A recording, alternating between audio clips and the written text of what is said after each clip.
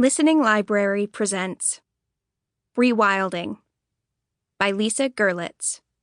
Narrated by Kinnunen. Chapter 1. It is 10 minutes before the bell on a Friday, but I am heading for the bathroom with a queasy stomach.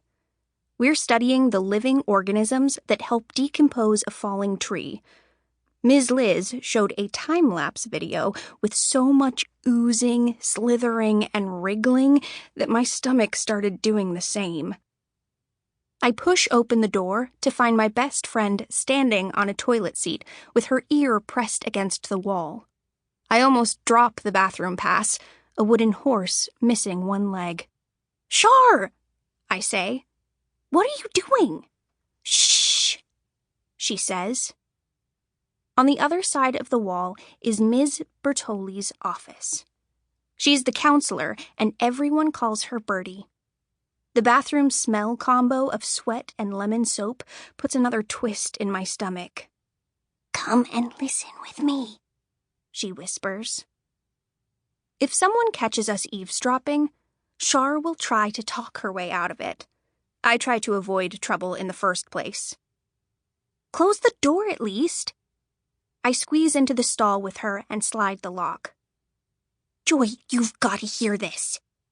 She tugs my arm to help me up, but let's face it, I'm twice as big as she is, so I do the heavy lifting and haul myself up next to her.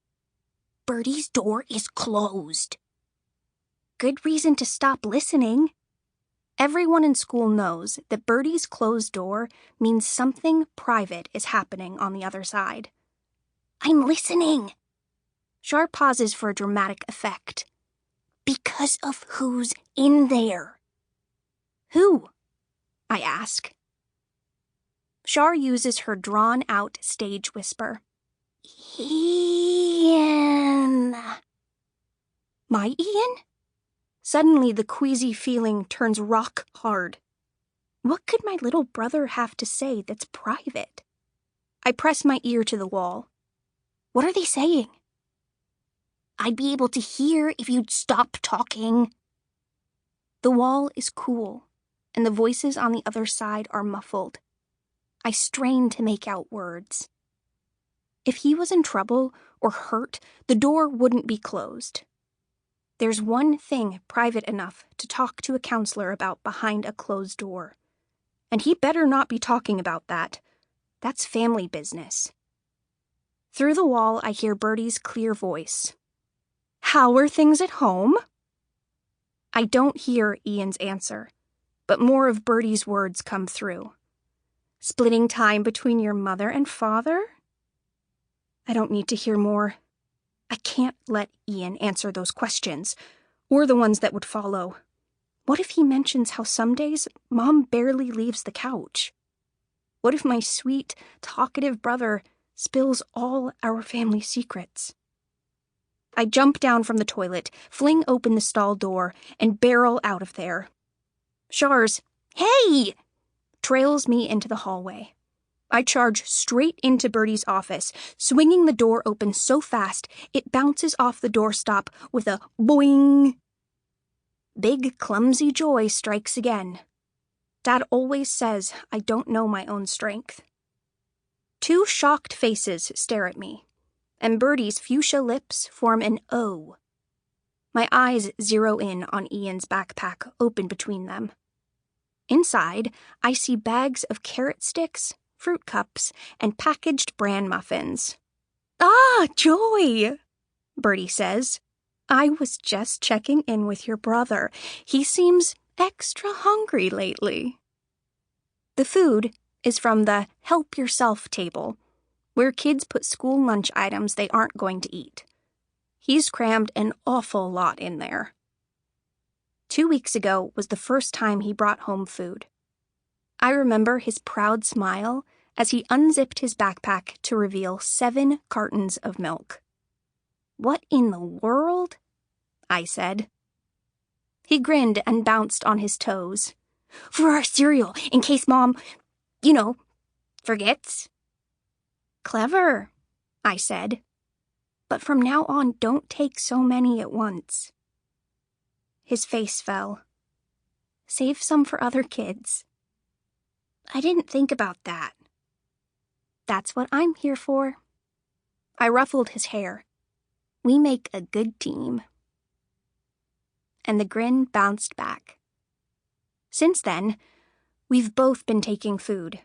Never much, never when people are looking. I guess we haven't been as sneaky as I thought, since Bertie noticed. I find myself squeezing the horse bathroom pass. Gotta relax my grip before I break his other leg. Are you both getting enough to eat at home? Bertie asks it like an ordinary, everyday question. Her eyes keep their kindness, but her mouth squinches up in a way that makes me wonder what she's not saying. I sense a booby trap. I think of my backpack hanging on its hook in the classroom.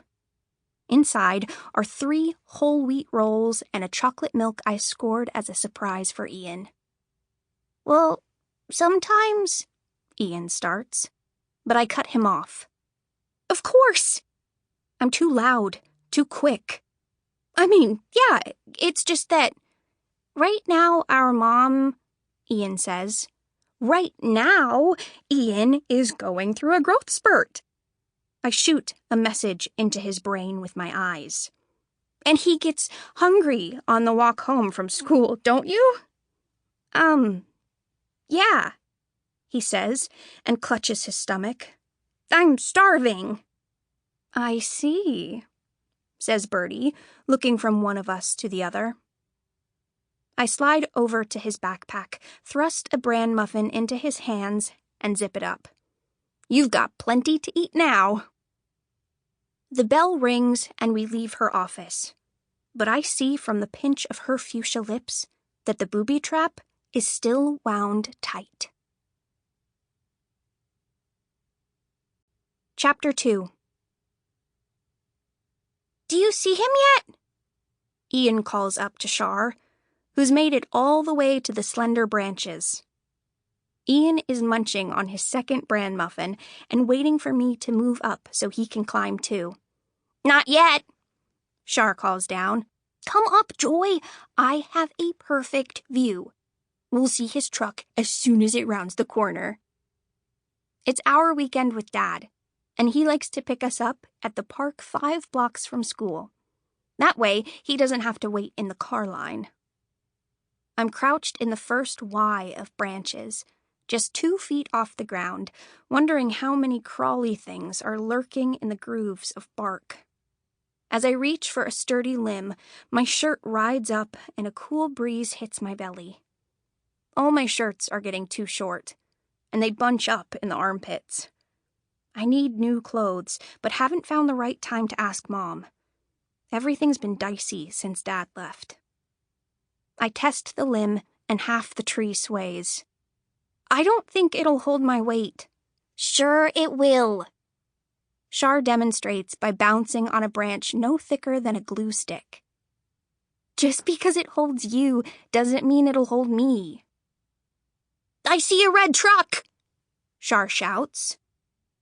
I hop down and race Ian to the corner. Ha! Beat you, he says. I don't say I let him win, just shade my eyes. Is it him? Is it him? Ian says. The more excited we are to see him, the more pleased Dad will be. He left 2 months ago, but he and Mom still can't agree on the terms of the divorce. We go back and forth between home and Dad's new apartment, but the schedule keeps changing. A red truck swerves into view, but it's not Dad's. Ian slumps into a whole-body pout. He's late again. Not so late. There's probably traffic. I keep my voice light, but inside, my gears are shifting. Could we have the day wrong? Or maybe he was going to pick us up after dinner, not after school? Hey, Ian, what else did Bertie ask before I got there? He shrugs. Don't remember. Okay then. What did you tell her? Ian faces me with hands on hips. Sample complete. Ready to continue?